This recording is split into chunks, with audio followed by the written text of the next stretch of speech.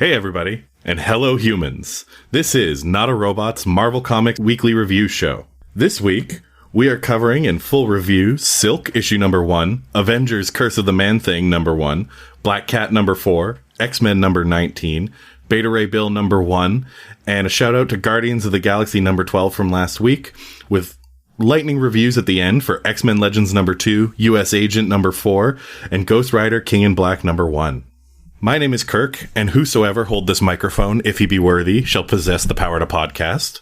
And as always, I've got some amazing co-hosts here with me. Brandon. And there came a day when the greatest comic fans came together, and they were known as Not a Robot Marvel Reviews. Awesome. We're here to summarize, analyze, and editorialize every issue we cover without worrying about what publishers think. We are on Twitter at Not a Robot Comics, and I am on Twitter at Kirk Hopko.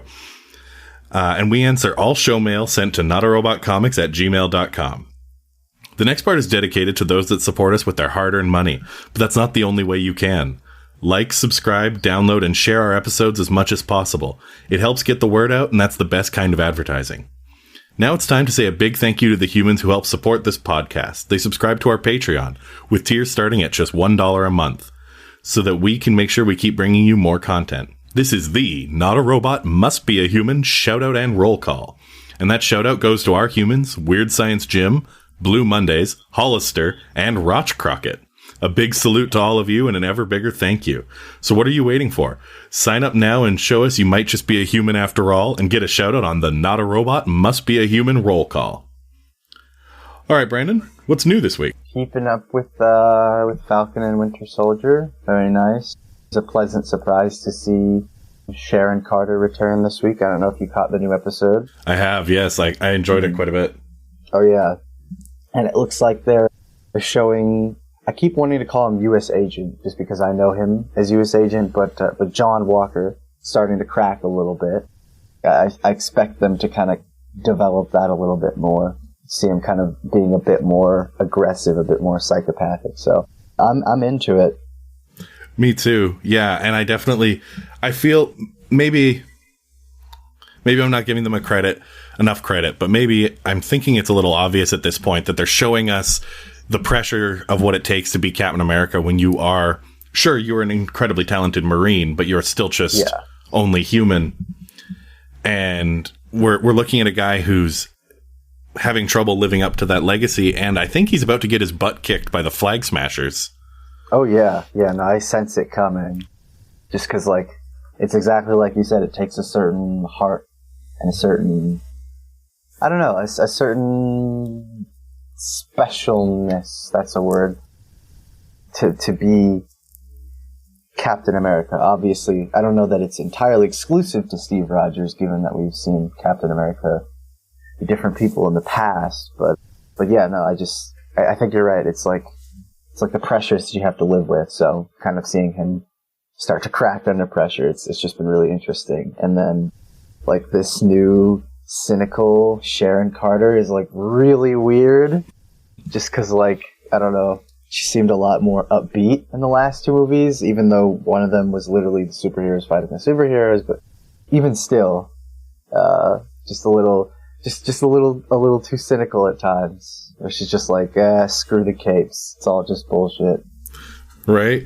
Yeah, it's definitely been a ride. I like New Zemo. I like that they're teasing what seems to me like John Walker going to the power broker to level the playing field. Mm-hmm. And I also you mentioned, it takes a certain heart to be Captain America. And I saw this on the internet and I just want to shout it out here. Someone pointed out that Steve Rogers, if you're familiar with the first Captain America movie, Steve Rogers is who Stanley Tucci picked to be Captain America, but John Walker is who Tommy Lee Jones would have picked to be Captain America. Yeah, actually, that's accurate. And I mean, I think they've done a solid enough job not showing John as super evil right off the bat, because I think that would be too obvious, and I appreciate them at least trying to humanize him as much as you can, but because obviously if you were chosen for that role, it'd be it'd be hard to turn down something like that, and it'd be hard to kind of have to deal with the legacy and all that. But, you know, I'm just, like I said, I think I'm just interested in the trajectory of where John Walker is going right now. I think that's where I'm most interested in. And then, you know, obviously a little more stuff with Zemo. That'll definitely be interesting. So, a lot of good stuff. Yeah, absolutely. Yeah, what about you? Well, outside of Falcon and Winter Soldier, the only other news that I've got, and I guess it's been a few weeks, this happened a few weeks ago, so it'll be old news for most of our listeners, but Clint Barton was added to the Avengers console game a few weeks ago. I saw that. In the latest update. And as one of the 8 fans of that video game, I have to say that he plays so much fun to play. Really? Yeah, I heard there have been some rough spots with the game. I'm not really sure what's going on. I don't have it. The best way I can describe it is an absolutely excellent superhero adventure. Where they then tacked on this poorly thought out and poorly fleshed out Destiny-esque loot campaign system. Oh, that sucks. Yeah, so you play through this wonderful story as Kamala reuniting the Avengers, and each Avenger plays amazingly. They are so much fun. Kamala, Iron Man, Widow, they all have completely unique abilities, controls, and you feel like an Avenger. I gotta say, the combat in this game is incredible. Yeah, I wondered how like a character like Cap would handle, you know, with the shield and everything. They built it really seamlessly that like you can go onto in a sort of an offensive mode or a defensive mode, but also his shield effortlessly can be synced into combos, so you really can just dodge over one guy, punch another guy, and then do a quick turn and whip your shield into 2 other people. Oh, that sounds fun. It is so much fun. And you can use Thor's hammer to pin people to walls and then call it back through other people. Like, the game feels unique and great no matter who you're playing. The 2 characters they've added since launch, Kate Bishop and Clint Barton, both Hawkeye, both play completely different. And I'm having a ton of fun with the game. The biggest thing was they didn't have enough content in the game for this games as a service Destiny model that they put a lot of like stock into what we'd be playing. Yeah.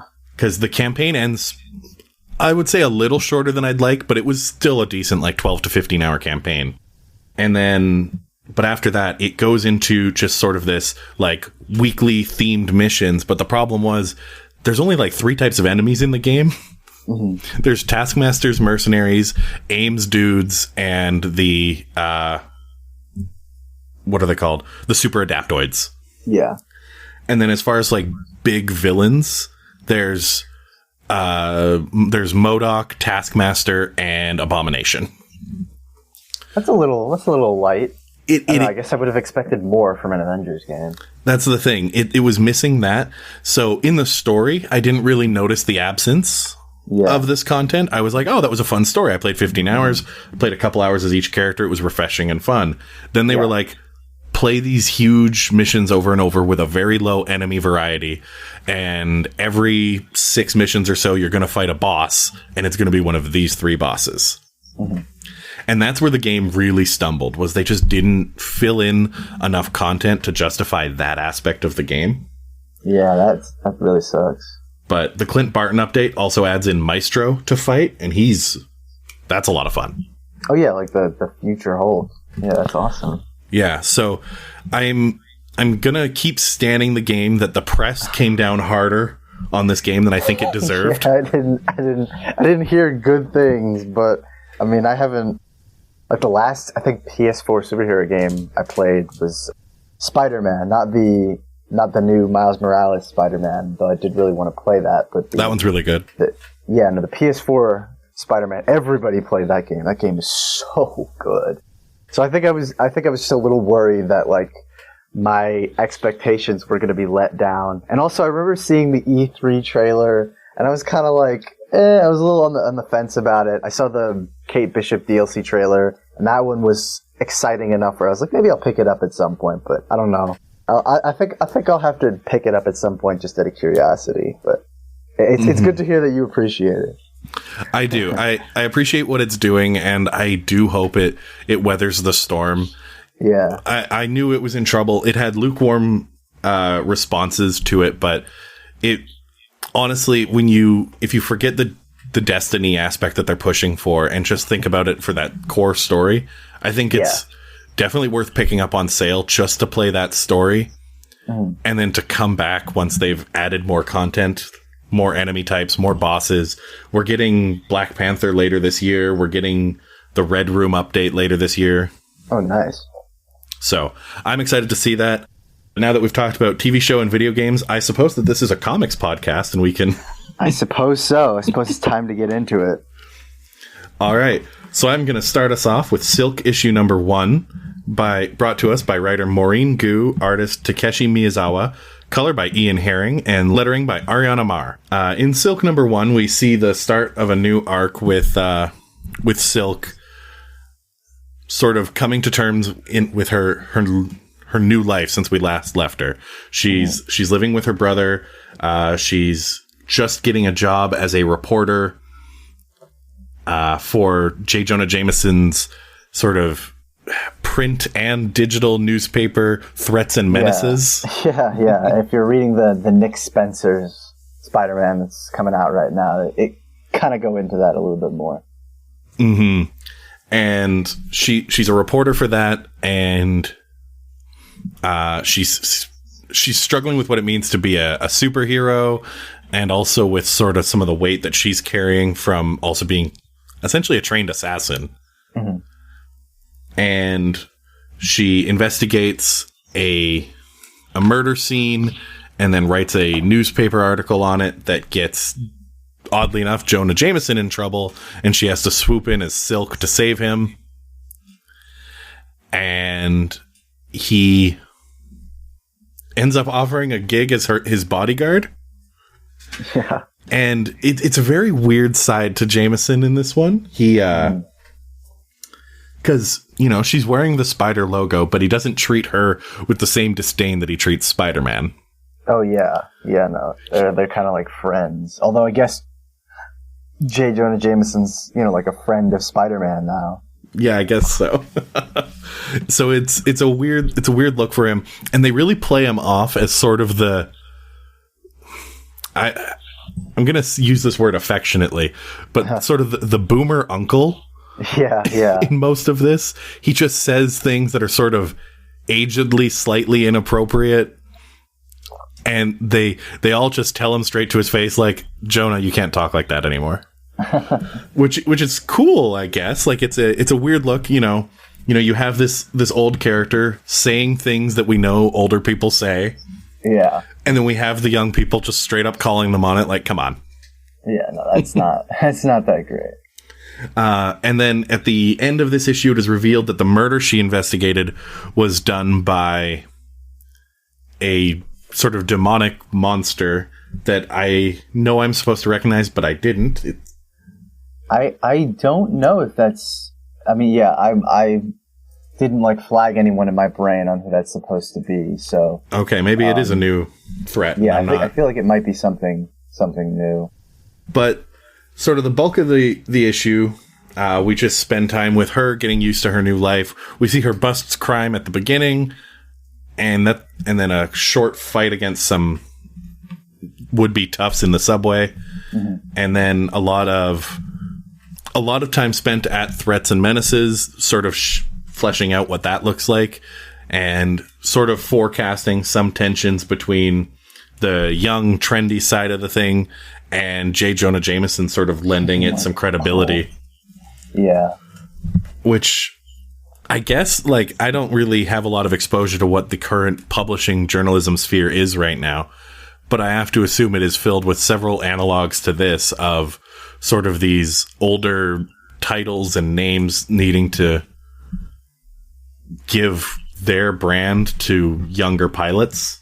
Yeah. Well, from my memory, it was Jonah had been recruited to Threats and Menaces by Nora Winters, basically because she was like, well, you were the best in the biz when print was still relevant, but print is kind of dead now, so why don't you just use your brains and apply that to like the digital age?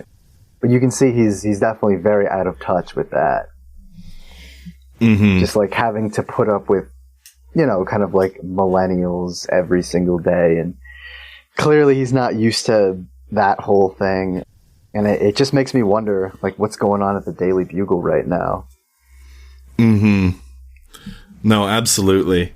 And I guess I don't know, as a millennial, I always find it weird when comics like try to spend a lot of time like name dropping millennials, and because I can't tell if they're trying to win points by being like, hey, look, it's the millennials, or if they're trying to make fun of the millennials to score points off some other agenda. Like, it never feels exactly right, especially since Gen Z is 18 now, or older than that even. So it's like, I can't figure out who these jibes are for. Yeah, someone, I guess. It's probably a mix of both. It's probably, you know, someone looking to poke fun at millennials, and someone, I guess, just trying to make it feel more relevant in comics or something like that. I'm not familiar with this writer, so I don't know if she is a millennial or someone who's older, but my guess would be, from the writing, it seemed a little bit on the younger side. So yeah, and they're definitely taking shots at the older generation too. So it is a two-way street. It just feels, it always just feels a little surreal to me. Mm-hmm. But I enjoyed this, and I'm looking forward to seeing the rest of Silk's outing. I ended up giving this issue a 7.5 out of 10.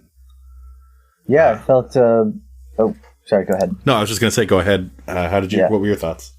Yeah, no, I had a similar feeling where I thought it was a really fun, cute issue, and I really liked the art. Mm-hmm. I know that some people may not be a big fan of Takeshi Miyazawa because it can look a little bit too cartoony, but I think it works perfectly for this issue. And Kirk, you might know a little bit more about this than I do, but I was reading like the little prologue that they have before each issue, and it mentioned that she had been an agent of Atlas. I didn't know that. I hadn't been reading that series, so the last time I remember seeing her, she was with like Spider-Man in New York City for the whole Kindred thing, but I didn't know what else she was doing. Mm-hmm.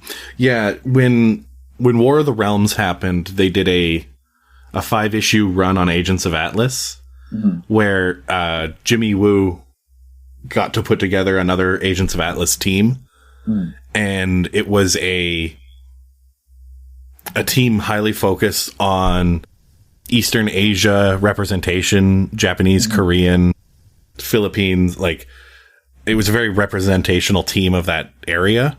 Oh, nice. And so it was a lot of unique heroes, a lot of heroes that don't get a lot of limelight. And I really enjoyed that run. And then after the 5 issues, it did sort of just kind of go away, and we hadn't really seen much of some of the other key members. I'm not even sure what Jimmy Woo's been doing since that run. I'm not, like Amadeus Cho just barely showed up in the end of the Champions run here. So it's, so there's been a little, like, it was not really established whether or not like that was going to be a long running, or like they were going to return to that team in the long run. But yeah, she was a member, and it was a good little run there. If you want to read 5 quick issues, but 2 of them are War of the Realms tie-ins. So there's a shaky start. Yeah. But yeah, no, I didn't know that, but that's really interesting. But yeah, no, I had a really fun time with this series, and it's nice to catch up with Silk after everything with Kindred, and definitely it was nice to see her kind of having a little back and forth with Jonah. I think that was some of the more entertaining parts of the issue for me, just seeing her working at Threats and Menaces. So yeah, it was a really fun, really solid issue. I really like the artwork, and I'm interested to see where it's going. So I gave this one a 7.25 out of 10.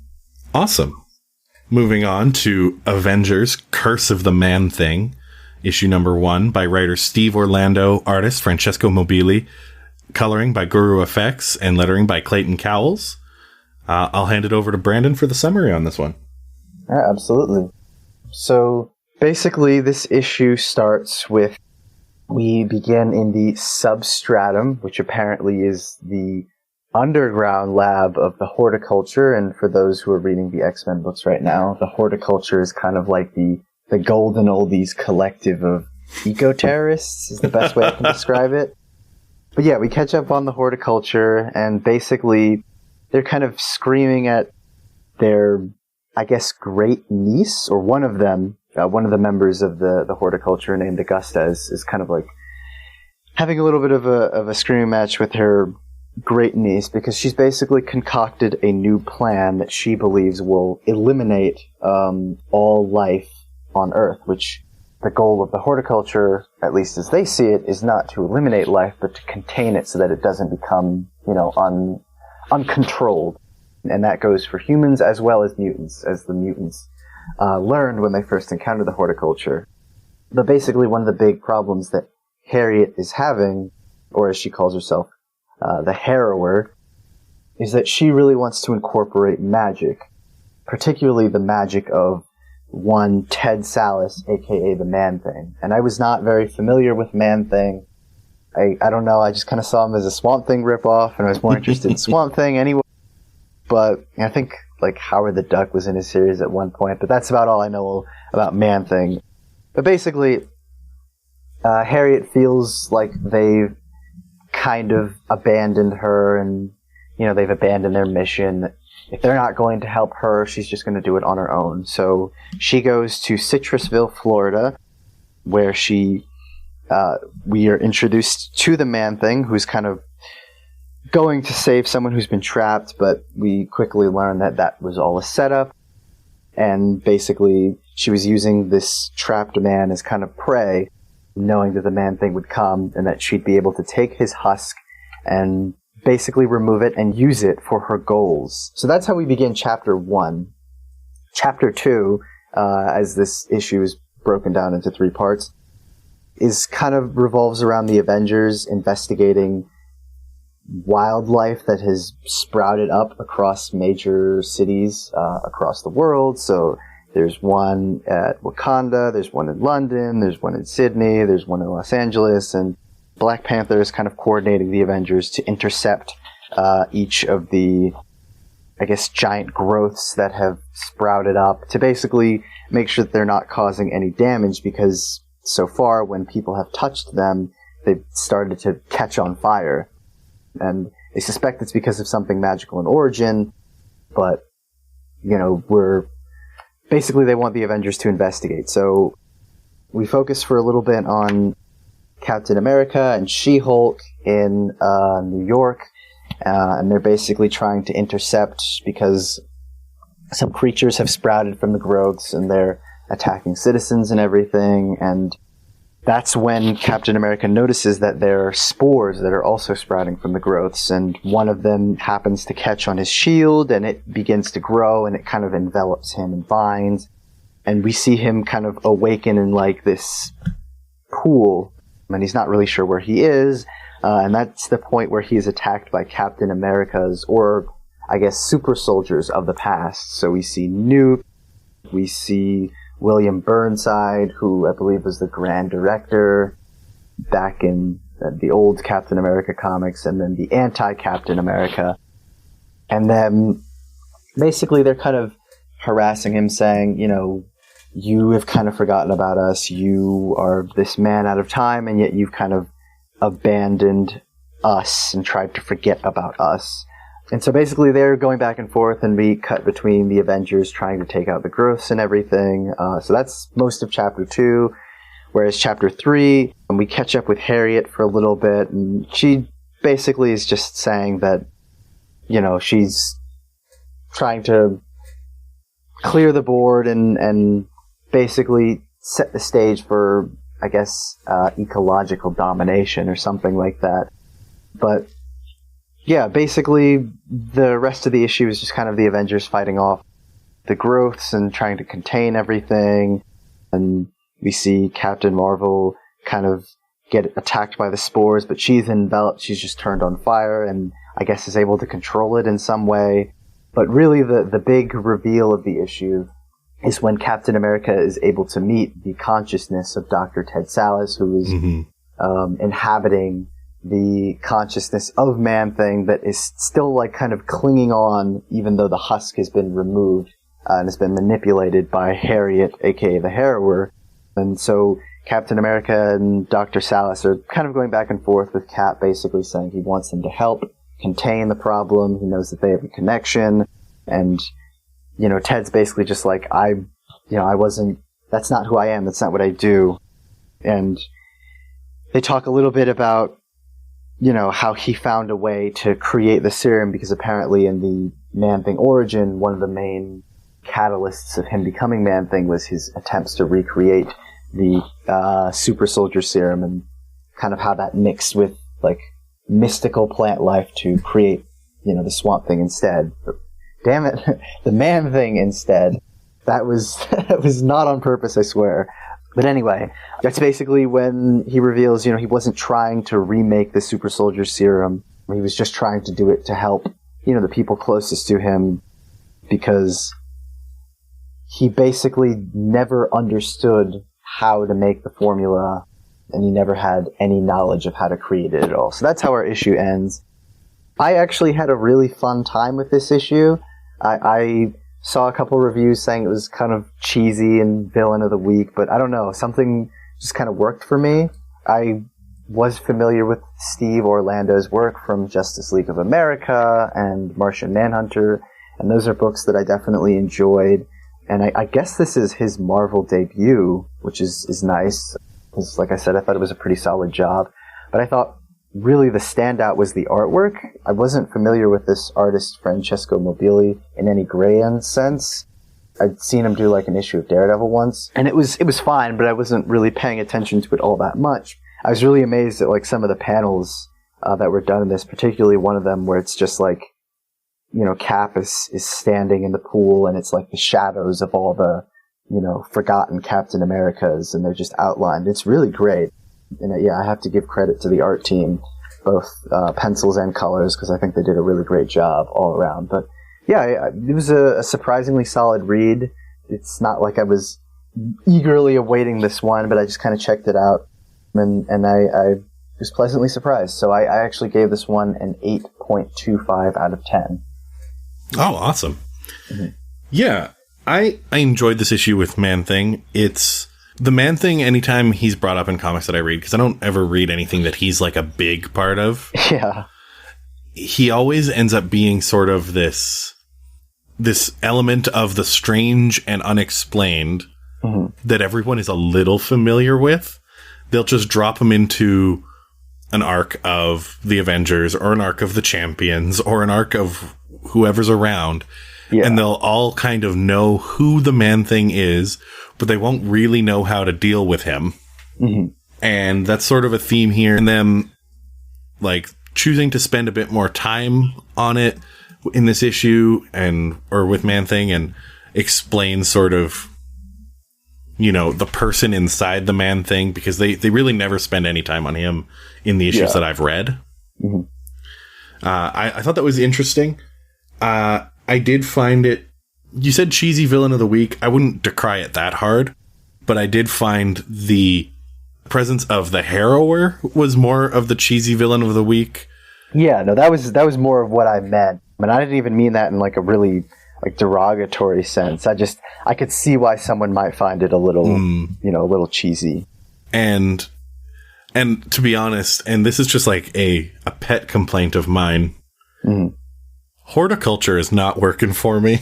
Really? Oh, bummer. I'm loving them. Okay, I don't know. It's I love them as written. For me. I just don't know if I love them as actual villains or whatever antagonists or whatever role that they're filling, because they're not strictly bad. Yeah.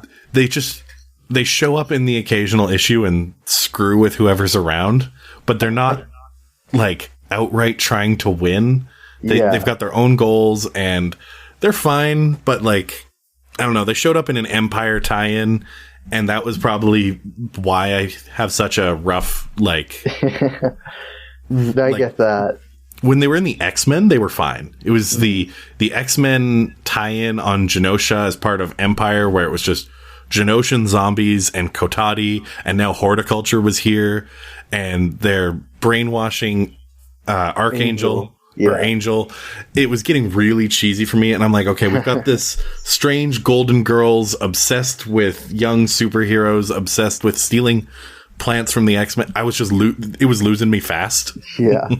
So maybe I just need to read some of the better issues again to like remind myself that they're not just that one tie-in.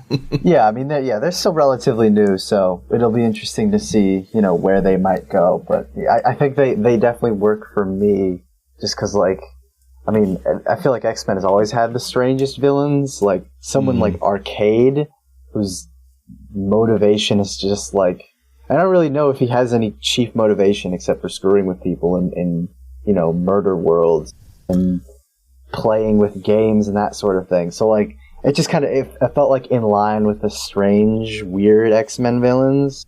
So maybe that's why I don't mind so much, but absolutely. I can see how.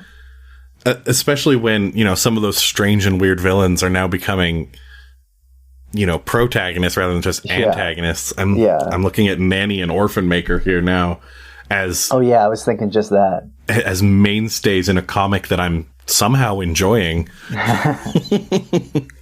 But no, I ended up giving this issue a 7 out of 10. I enjoyed it, but sort of, I don't know, maybe because Man-Thing is always sort of mysterious, I almost feel like that this issue would have been just as impactful if something with Man-Thing was just going wrong inexplicably.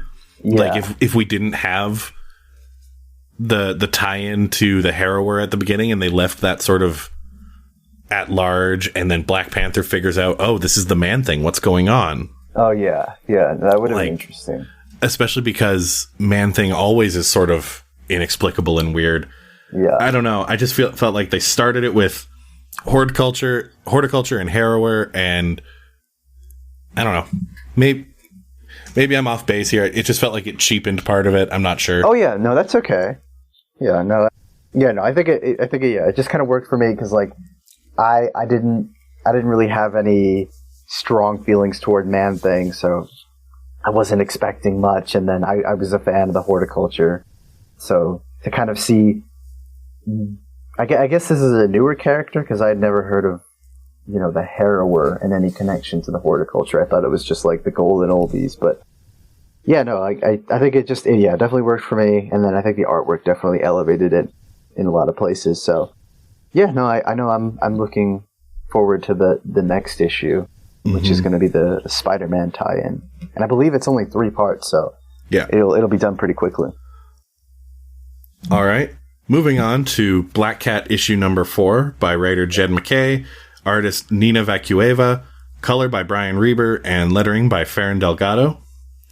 Black Cat issue number 4 is told entirely through the perspective of Queen Cat, one of the Hob heroes / experiments of the Hobgoblin from a few years back. And she is sort of going through an identity crisis. She was built by sort of a madman. Her last identity has fallen away. She doesn't remember who that person was.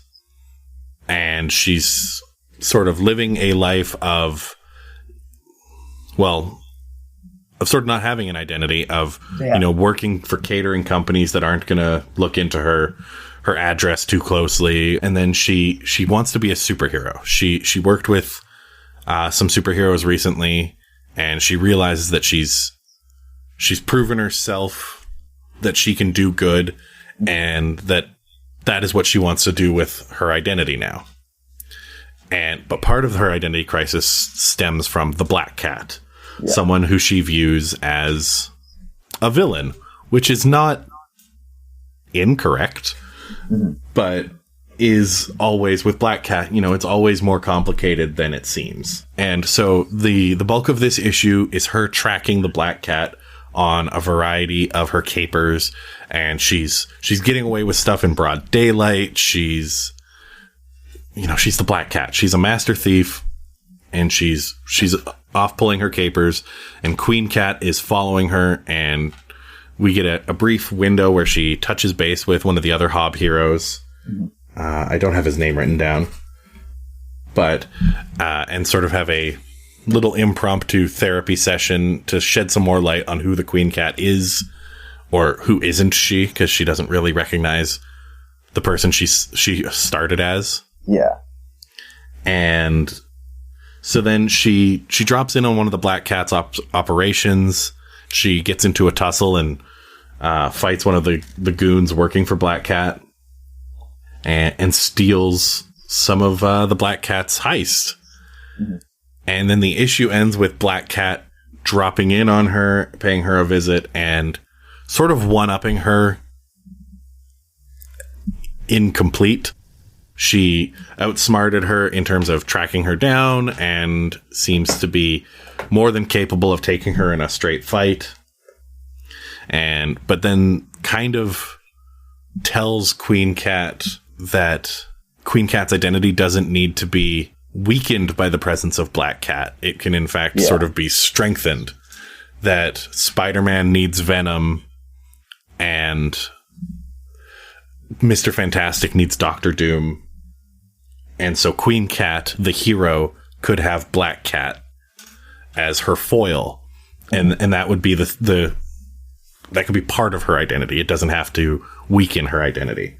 Yeah. And then it sort of ends with, Black Cat leaving those words of guidance for Queen Cat, which is interesting. As a Black Cat comic, I liked it. It was a neat way to cover some of the heist aspects that Black Cat does. It was once again telling it through the eyes of someone watching her at work, which is how a lot of people were introduced to Black Cat. We saw Spidey hanging out, looking through windows, and just kind of gawking at the audacity of this thief. Yeah. And the only difference between Queen Cat and Spidey is Queen Cat doesn't think Felicia's cute. Or we don't know that yet, but no, it was a decent enough issue. I liked the pieces at the end with Black Cat and Queen Cat. I did feel that sort of the overrunning arc of Queen Cat wanting to be a hero and not knowing who she was made a lot of sense. It was fine, but I don't have a lot of familiarity with the character as the Hob hero. Yeah. And I can't tell if they're trying to set me up to be on board with a Queen Cat mini series later next year or something like that. Maybe. Yeah, maybe. Or, another arc or something like that. Mm-hmm.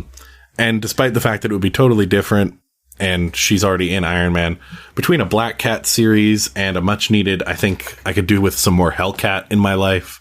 I don't know that Queen Cat has a place in the terms of how many cat heroes I need to buy into, but right. Yeah. But I had a good time with it. I gave it a 7 out of 10. Nice. Yeah, no, this issue was fun. I think it probably would have made a little more sense if I had been following the Black Cat series up until this point. So I had a little bit of catching up to do.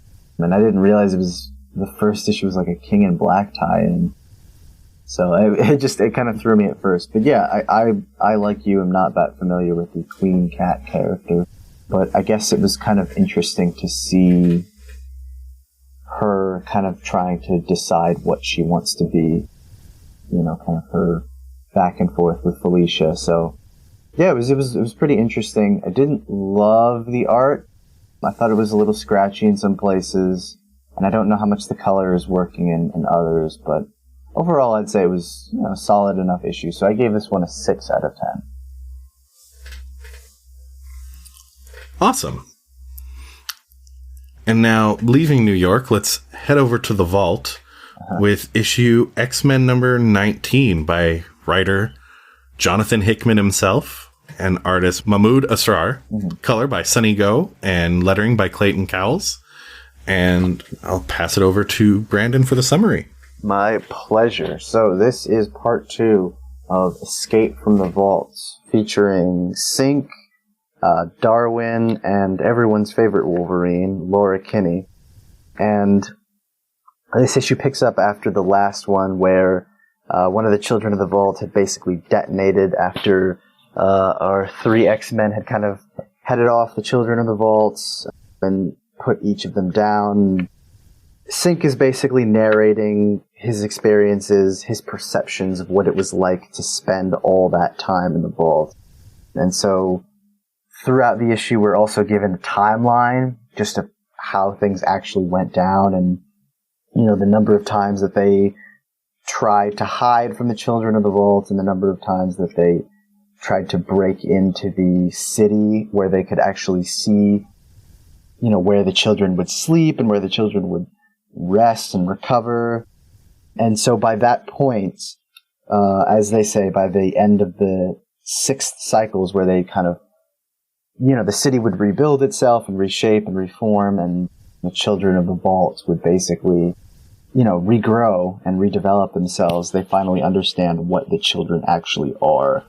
But before they're able to get, you know, a full view, they're chased out by one of the children, Madre, who basically guards the children while they sleep. And so before, you know, they're able to clear the city, they basically need to cause a diversion. So that's when they cut off Darwin's arm, because I guess at some point he had kind of adapted his body with explosives, because we see like this blue growth on his back that basically allows his body to act as explosives, which he uses when they cut off his arm and they blow up part of the city as a way to kind of escape and continue to be on the run.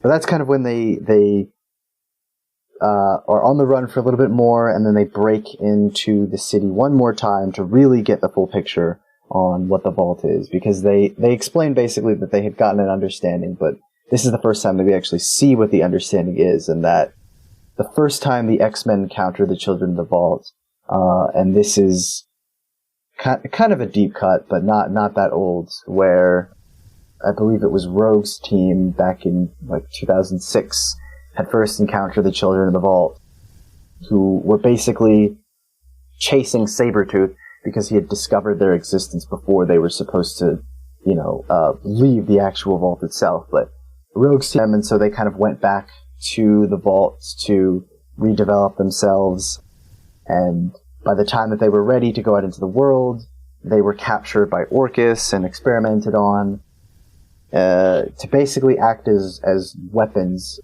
in case they needed to use them against Krakoa. But they were able to escape from Orcus with the help of X-Men, which is it was a nice callback to the first issue of X-Men, where they're actually at that Orcus base. And they returned to the vault for one final upgrade. But yeah, basically, I guess in this sense, the purpose of the Children of the Vault is to be kind of like this optimum generation, where they'll be ready to inhabit the world when the time is right. But they've constantly been going up against people, and so they've had to consistently evolve. So they finally reach their, as they call it, the third and final generation, and are able to finally be ready to take over the world. But we flash forward, I guess, to 100 years, where Laura, Sync, and Darwin are still in the vault and still trying to find a way to escape and basically get the information that they'd learned about the Children of the Vault back to Professor X. And that is the point where, after trying to storm the city and try and find a way to escape, a couple of them are captured and imprisoned and held captive, and Sync is basically forced to kind of find a way to escape.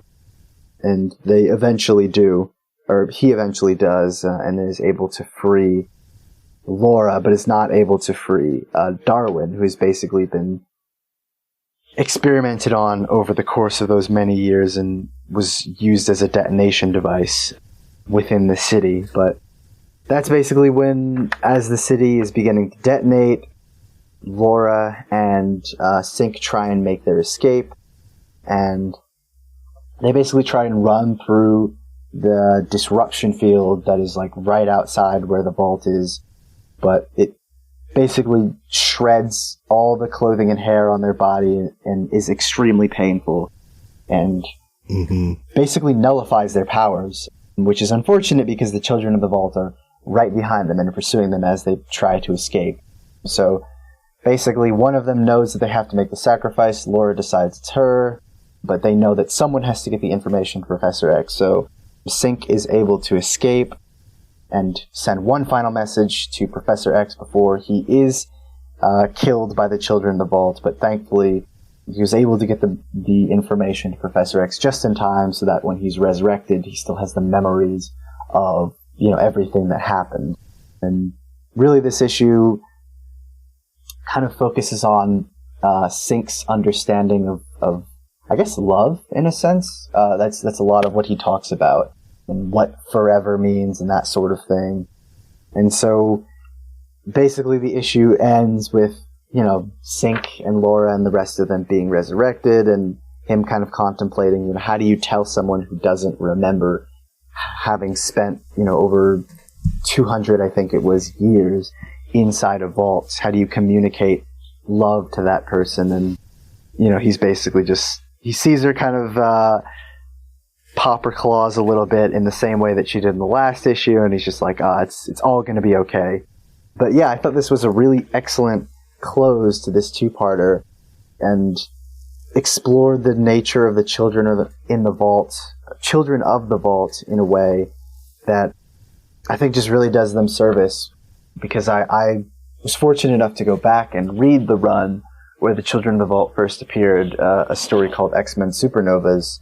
And I always felt that they were an interesting concept, but they hadn't really been developed enough to the point where they could be like a major X-Men villain. But I like how Jonathan Hickman is taking the opportunity to kind of slow down and explore what the nature of the Vault and what the nature of the children is, why exactly they exist, and what their goals of evolution have been. And then I think really just this, I guess, odyssey of Sync, Darwin, and Laura was particularly fascinating. So there was just a lot that I loved about it. And then I thought the art by Mahmoud Asrar was really great, just as much as the last issue. So yeah, I gave this one a 9 out of 10. I was very satisfied with it. And X-Men is a series that really hasn't disappointed for me, at least not too much yet. So I'm always looking forward to what comes next. Awesome. Yeah, I definitely agree. I felt like this was a great little two-parter into the Children of the Vault. I loved, right from the beginning, when they created sort of the Vault team, the surgical strike team of Darwin, Sync, and Wolverine. And, explained, like, why the three of them together were really the best option to go into there. I liked it, and I was super into it.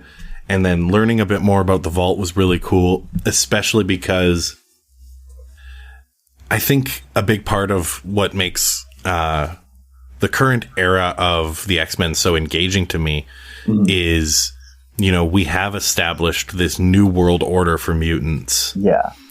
And it was... And seeing where all the old enemies of X-Men fall into this new world order, I think is an important place to figure out where we're going to go forward. And the Children of the Vault, despite being sort of a not super explored villain from the past, like, I think they have an important seat at the table as sort of being very distant, but very closely tied to what makes the mutants different. And their antagonism towards Krakoa is probably going to be explored more. Oh, yeah. Yeah. Especially with like that, technological apocalyptic future that we were shown in Powers of 10. And so with that, I really enjoyed this, and I really enjoyed, that last bit of, of knowing that Laura and Darwin don't remember what happened. And Sync does. He remembers 200 years. Yeah. Of time with Laura and Darwin. He remembers what happened. He remembers the truth. And, like, sort of him knowing that, like, what he understands happened will never be shared between the two people he experienced it with. Yeah. which is crazy.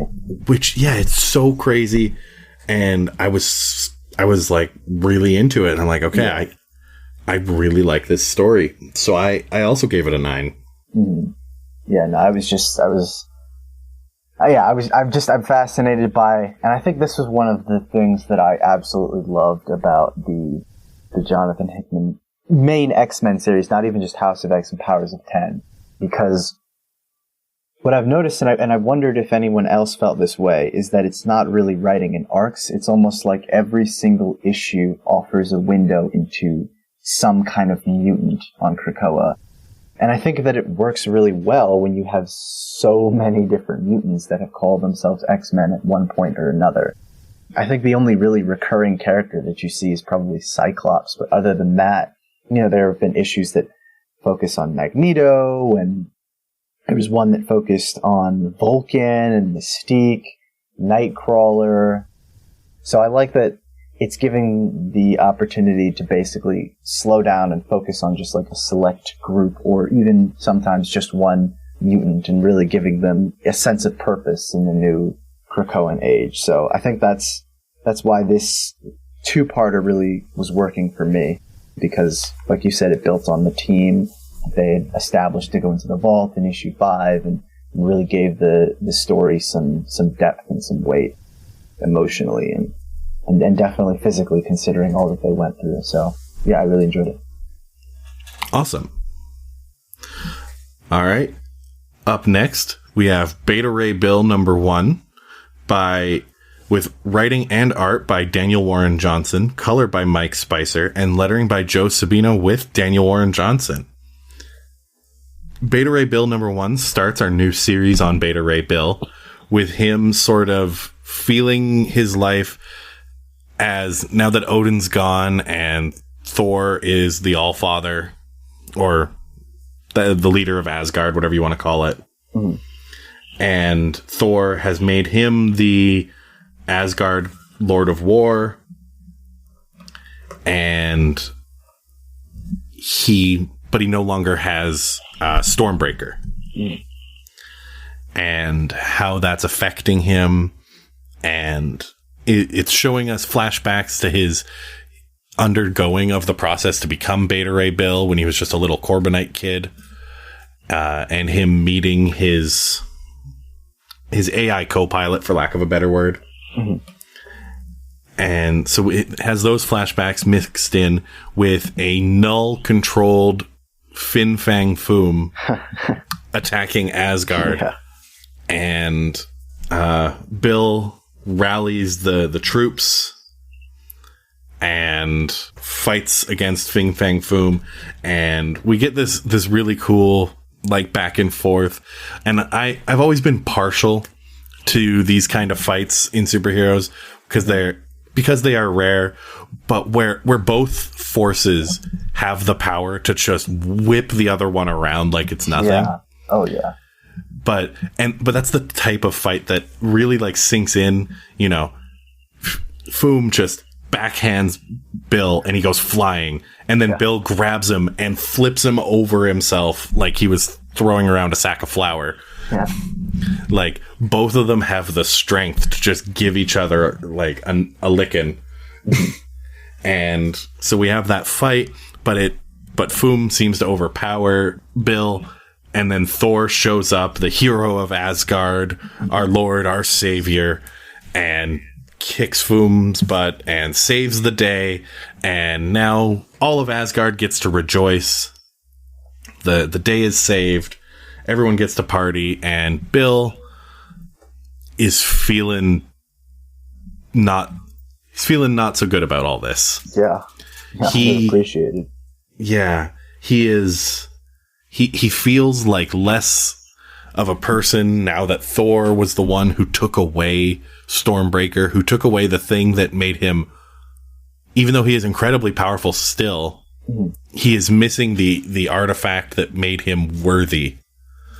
The piece of himself that made him what he believed truly great.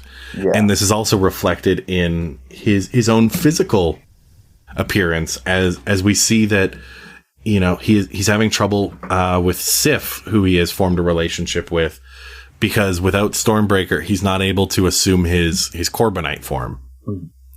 So he's not able to look not like a horse demon. And that's affecting him. He's not able to look in the mirror and see someone that he wants to look like. He's not able to receive all the gifts that come with being this hero who he's seeing. So he's losing a bit of himself. And in the end, he decides to leave Asgard to find Odin to get a new Stormbreaker, to hopefully find a way to be worthy again. Yeah, because he's not feeling it. And that's the first entrance in this issue. And I gotta say, I had a good time with it. I like Beta Ray Bill, and I like him a lot as sort of this character in between places. Like, he's not an Asgardian, and he wasn't an Asgardian for so long. And now to have him rolled into Asgard but still not feel Asgardian is exactly where I, as a reader, see him. He's always been worthy. He's always been, like, worthy of being in Asgard, but he's always had another place out there. Yeah. And him feeling out of sorts in the place that he's been given and deciding to go on this quest to find Odin, I think is going to be really interesting. I liked what this did. I liked his fight against Fin Fang Foom. I gave this issue an 8.25 out of 10. Yeah, I love this issue. I'm such a huge fan of Daniel Warren Johnson, and to see him do a Beta Ray Bill series, which was like the perfect fit for him. Like, I can't think of any other Marvel character that he would be better suited for, except maybe, I don't know, Wolverine or something. But yeah, it was such a phenomenal read. Art wise, I couldn't give it enough praise, which I think was the thing that captured my attention. But even in terms of the story, I think it's an interesting exploration of Beta Ray Bill kind of having to live under the shadow of Thor. And, obviously he's had adventures of his own in the past, but he's kind of always had to deal with being, Thor's kind of second in command, Thor's other brother, just kind of off to the side. And it'll be interesting to see him strike out on his own, especially having spent so much time on Asgard recently, because Bill, like you said, had kind of always been on the outside. He'd been with the Guardians for a little bit, but he'd never been, a true Asgardian. He'd never really spent time in Valhalla. But now to see him kind of reflecting on his place there and feeling like he's in the shadow of Thor, and especially after the fight with Fin Fang Foom, basically seeing Thor like take all the credit it's kind of heartbreaking for him. And I think that's one of the things that Daniel Warren Johnson is so phenomenal at. It's the big crazy action that he's able to bring, but even sometimes the more quiet moments. There's so many panels where it's, you can see kind of the somberness in Bill's face each time he kind of has to go up against Thor, has to reflect on current events. So it's really phenomenal. I gave this one a 9 out of 10. I'd probably give this one a 9.5 on a really, really good day. But I had such a great time reading it. So excited for the series. It did not disappoint at all. And I think if you're on the fence about picking this up, definitely pick it up, because it's amazing story, amazing art all around. Just a great book. So. Yeah, no, I definitely agree. It's an outstanding pickup. So you can't go wrong with this one. Oh, yeah. Next on our list, this one is from last week. We've got an honorable mention that we wanted to shout out when we didn't get a chance to cover it last week, with Guardians of the Galaxy issue number 12 by writer Al Ewing, artist Juan Cabal, color by Federico Blee, and lettering by Corey Pettit. Brandon, because this one's last week, I don't know if you want to do a full summary on it or what, but I will pass it over to you to introduce where we're at with the Guardians right now. Yeah, I can give it a quick breakdown. So if you've been following the Guardians so far, you know that in issue 11, we had the return of the Olympians, and issue 12 is kind of the big fight the second fight, I should say, the third fight if you're Peter Quill, who had to fight them on, I think the planet was Mornius, after he had died and kind of went on his magical mystery tour.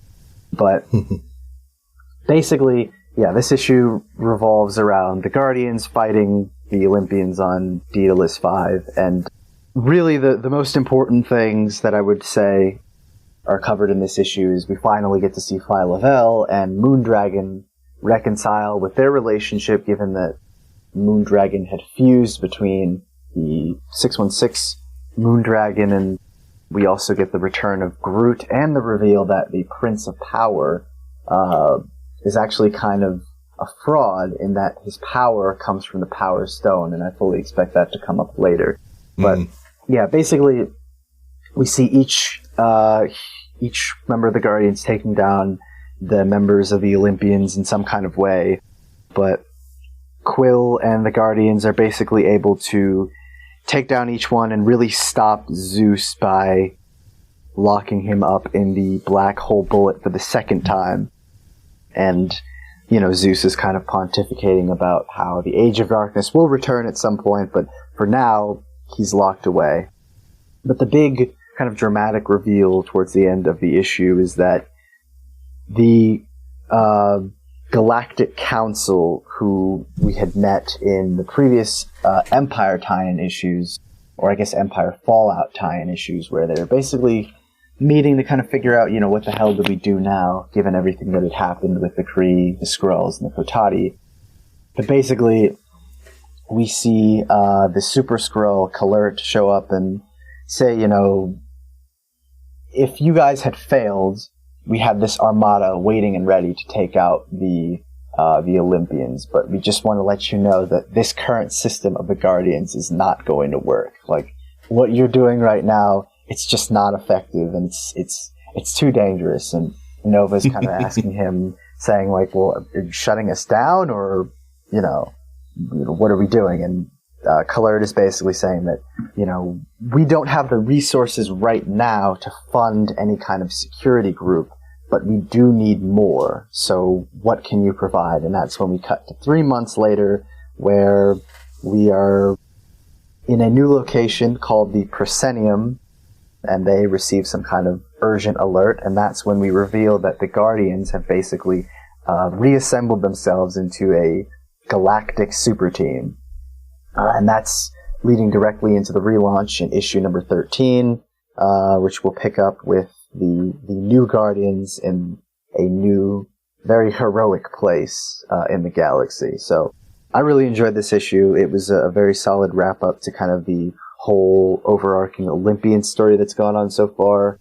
And it felt like it kind of tied everything together in a nice way, dealing with the Phyla-Vell and Moondragon relationship, letting Hercules kind of get his peace with his father Zeus, kind of explaining where the Prince of Power got his power from, allowing Groot to return, and really just showcasing more of this like space hippie Peter Quill's new power and all that stuff. So I had a really fun time with it, and I gave it an 8 out of 10. And there's some really amazing panels in terms of visuals here. I think one of them is Athena, and she's kind of like looking at all the different outcomes and all the different battles as they're happening.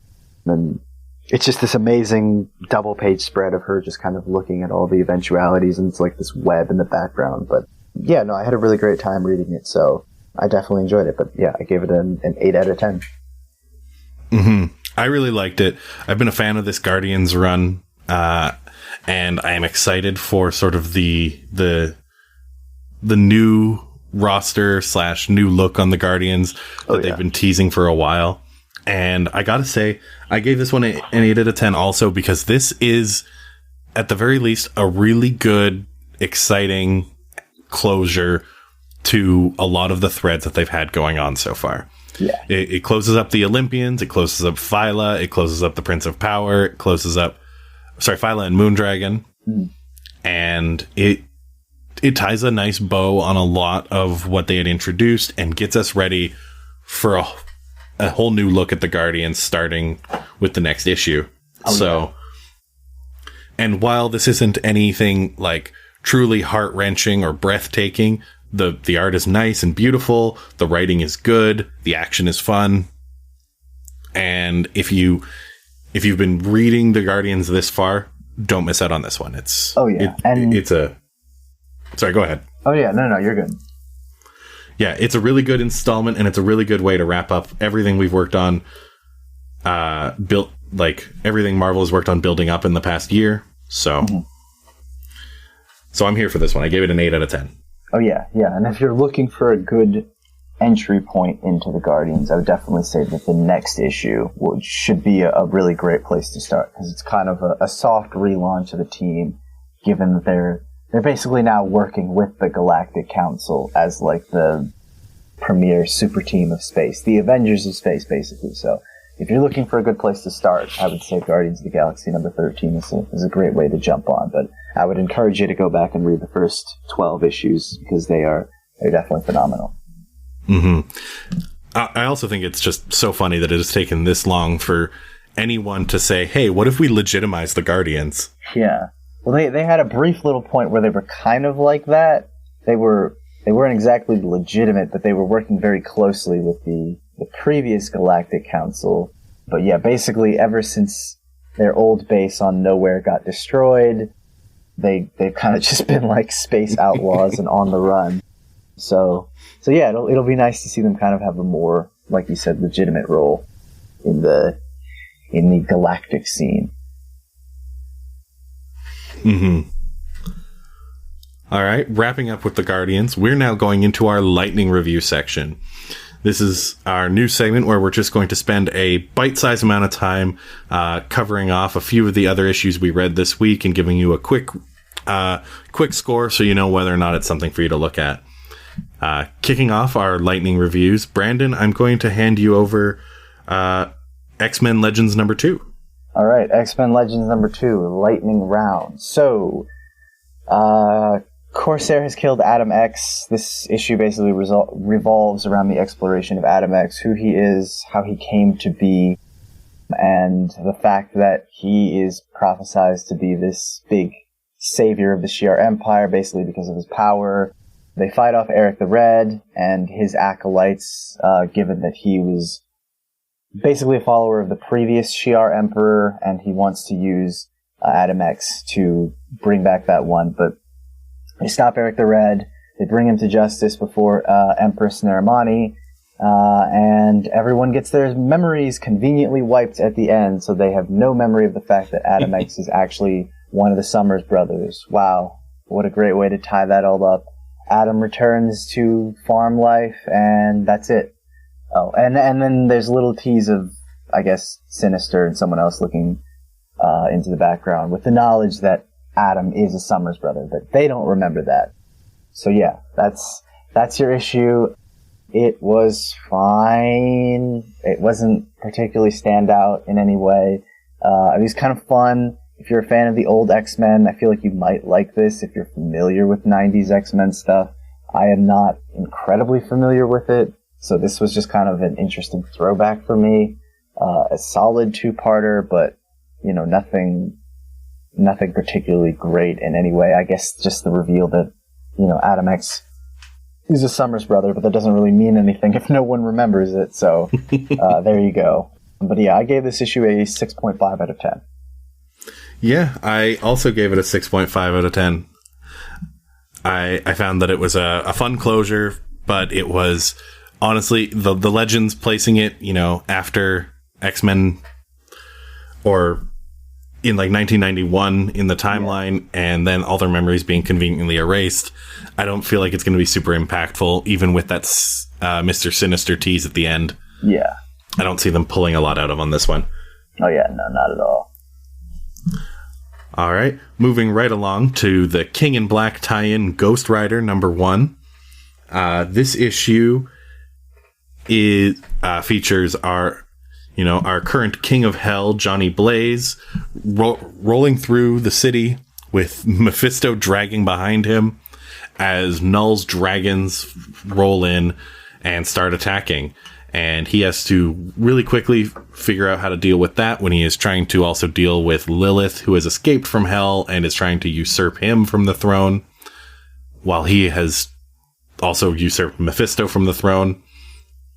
And in trying to fight off some of the dragons, he does some experimenting with how his damnation stare works against the dragons and gets middling results. And then he meets up with Danny Ketch and his new team, who are also working to stop Lilith. Danny Ketch is now the Death Rider, which I believe is the first appearance of this new persona for Danny. Oh, yeah. And he's with the Caretaker and Blackheart, of all people, because they also oppose Lilith. And they have a bit of a romp through the city as Mephisto escapes and tries to get back to hell, and his demons are running around looking for him. And so we fight some null demons, some null dragons, some demons, and at the end of it, the resolution is that the easiest way to stop Lilith is to put Mephisto back on the throne. So they do. And it ends with Mephisto taking the throne and Lilith still out there and needing to be stopped.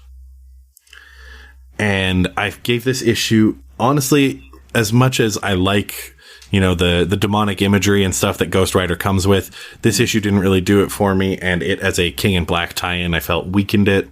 Yeah. I really didn't feel like it was necessary to King in Black at all.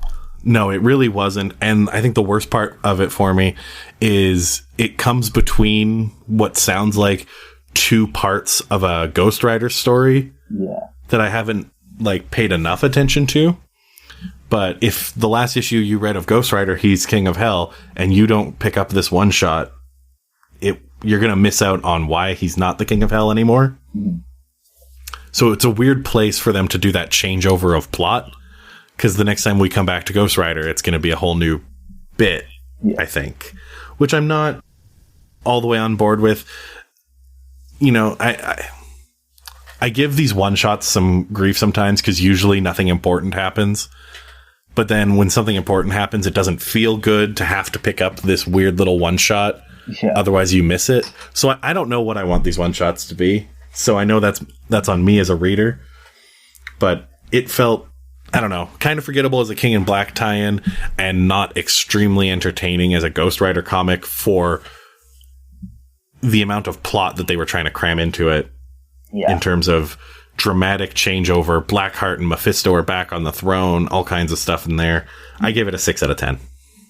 Yeah, no, I was probably one of 10 people that actually read the new Ghost Rider series back in 2019 when that got canceled due to just COVID basically annihilating a lot of books. So I was familiar with a lot of this stuff, particularly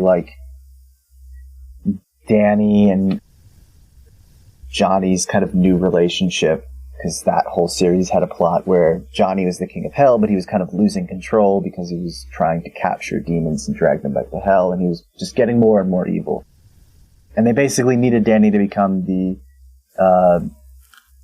spirit of... Oh god, how am I forgetting the name? What was it? The spirit of damnation or something like that? I don't wish I could remember. Yeah, but yeah, basically, so that's where that whole thing comes from. But so yeah, this issue was kind of like a fun throwback to that series for me. But it wasn't important to King in Black at all, so that just kind of threw me off. And every time that they would try and connect it, it just felt kind of pointless. And it clearly felt like they wanted to focus more on that Mephisto King of Hell angle than anything else. So I was more focused on that, and even though I enjoyed that stuff, it felt pointless to have it tie into King in Black. You might as well just have this issue be another issue of the Ghost Rider series instead of canceling it. But anyway, yeah, I didn't hate this issue. I enjoyed the art, particularly in some places, but yeah, I think its score was weakened by the fact that they were trying to tie it into King in Black at all. It just felt really pointless. So I gave this one a 7 out of 10. Not too bad.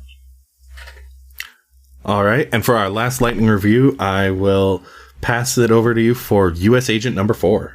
All right, U.S. Agent number 4 picks up from the last issue. Lamar Hoskins, Battlestar, got his ass kicked by the new U.S. agent, while John Walker, the former U.S. agent, was thrown off of the helicarrier by his sister and was basically falling to his death. And the issue is just a bunch of reveals, essentially. We finally get information as to how Walker lost his job, how the new U.S. agent, I guess, was trained, who this mysterious Maury guy may or may not be, no one's entirely sure, and how the new U.S. agent was able to work with John's sister, Katie. So, it was pretty interesting. I think it kind of lost me on that final page. I wasn't sure if that was because throughout the series they've been talking about the secret beneath this coal mining town of Frame, and I wasn't really sure what it was. I thought it was like some kind of power or something, but it sounds like maybe this dragon might be the big thing that was under it. I have no idea. Mm-hmm. I hope that's not the case, because that would be really... But yeah, for me, it worked pretty well in some places. I think I'm interested in, kind of the whole story with the new U.S. agent basically trying to protect this base, and John having to deal with his sister kind of protecting it blindly, and that whole thing. So it worked in some places, was a little weird in others, and that's kind of how I felt about the art, where the art definitely felt like it worked in a lot of places and not so much in some of the other places. So I ended up giving this one a 6.5 out of 10. Awesome. Yeah, I gave this one a 7 out of 10. I found that the parts of it that I liked, I really did enjoy, but then some of the framing of it and how it jumped around didn't work as well for me, and some of the art didn't work for me. And for the last shot, I believe they made up some word of like that the next issue is a kaiju-pendus or something type issue. That. I gotta say, with that final shot of that dragon, that kaiju, it wasn't impressive looking. I didn't know what to feel about the kaiju, so it didn't work across the board. So I gave it a 7 out of 10. Mm. All right. And now, for our top 3, what would you say were your top 3 and favorite moment of the week, Brandon? Coming in at number 3, this was tough because I had some issues that I really, really liked this week. But coming in at number 3, I had Avengers Curse the Man-Thing. I like I said, I had a lot of fun with it, more than I was expecting, and it just felt like a really fun Avengers team-up, and I really enjoyed the art. Coming in at number 2, I had Beta Ray Bill. Excellent first issue. I'm super pumped for Daniel Warren Johnson, super pumped for this series, so it hasn't let me down, and I hope it doesn't anytime soon. And at number 1, I had X-Men number 19, just a phenomenal issue, particularly with Sync and Laura, and I can't wait for the next issue. And my favorite moment of the week, I think, definitely has to go to Beta Ray Bill, in that kind of shot of him staring down Fin Fang Foom. It was just excellently drawn. And I mean, there are so many panels in this book that I could give best panel of the week to, but yeah, it was just really great. And you really get the feeling of the depth and the size of Foom as he's kind of like leering over Beta Ray Bill. So yeah, those are my picks for the week. My top 3, I've got, at number 1, I've got X-Men. At number 2, I've got Beta Ray Bill. And at number 3, I have Guardians of the Galaxy, which was last week, so I also have Silk. Yeah. And unfortunately, you just took my favorite panel of the week. Oh, so I'm frantically trying to remember another one that I really liked, but that was the one I had wrote down here. Yeah. I just loved Bill versus Foom. I'm just going to echo your sentiment. I'm just going to piggyback on that one, and that I thought that fight and that panel especially was just a great way to show the scale of this fight. Yeah. And that, Bill almost dealt with the scale of that fight. Like, which is just such a great moment. And even though that this week was filled with mostly good issues, it's there's always some that we have negative things to say about. So now it is time for the biggest stinker. Oh, that's nasty. So Brandon, what was your biggest stinker this week? My biggest stinker definitely has to go to X-Men Legends #2. Kind of a wash conclusion. Like, it basically just said everything that you just read doesn't matter because no one remembers it, which just felt like such a cheesy cop-out. Like, yes, you, the reader, are aware that Adam X is a Summers brother, but no one else remembers it, and no one else is going to acknowledge it, which conveniently works because no one else has acknowledged it for 20 years, so I guess that's just how we have to tie it all together. But even if I like the art in some places, I definitely feel that the art was not as strong in some other places. There was some great action in it, but outside of that, nothing particularly memorable about this two-parter other than just, a very basic, solid story, and that's about it. But yeah, no, my biggest stinker for this week has to go to X-Men Legends #2. Sorry. Yeah, I'm gonna echo that one as pretty close. I gave my biggest stinker to Ghost Rider because I just felt that the issue lacked impact for the story it was trying to tell. I feel like Johnny stepping down and giving the throne back to Mephisto could have been an interesting arc if they hadn't canceled Ghost Rider's arc last year. And that they rushed it through and tied it into King in Black, and none of it really felt like it landed or mattered. Yeah. And the next time we get a Ghost Rider #1, it's probably going to have to spend some time retroactively reclaiming stuff from the end of the last series and from this one shot to make sure that everyone's on the same page. So I just felt like it was sort of a disappointing way to tie in together some stories that could be told better. Yeah. Oh, yeah. Especially something as big a deal as putting Mephisto back on the throne. To cram that all in one issue, it doesn't work. Yeah, and I know some comic readers, the next time they read that Mephisto's on the throne, they're going to act like, oh yeah, nothing's changed, because they probably didn't read the last Ghost Rider arc, because like you said, not a lot of people did. Yeah. But it's, I don't know, it's disheartening when they cram something like that in, and it ends up being very much one of those sitcom, and everything is back to normal by the end of it moments. Yeah, no, it's clear that they just wanted to resolve some of the dangling threads from the actual Ghost Rider series. This was apparently the only way they could do it. Mm-hmm. All right. And that's the show. Come back next week for more Marvel Comics talk. We're excited to see you there. And as always, you amazing humans out there, thank you so much for listening. You're the reason we do this. Visit campsite.bio/notarobotcomics to hear all our episodes on nearly any podcast platform, and patreon.com/notarobotpodcasts for the exclusive content that we make for our patrons from all our offerings, Kids Corner, Real Talk, movies, TV, and more. Again, starting at just $1 a month. Visit notarobotpodcast.com, and that will take you everywhere you need to go for everything Not a Robot. With that, there's only one way we say goodbye around here. Until next time, be good to each other, and don't be a robot.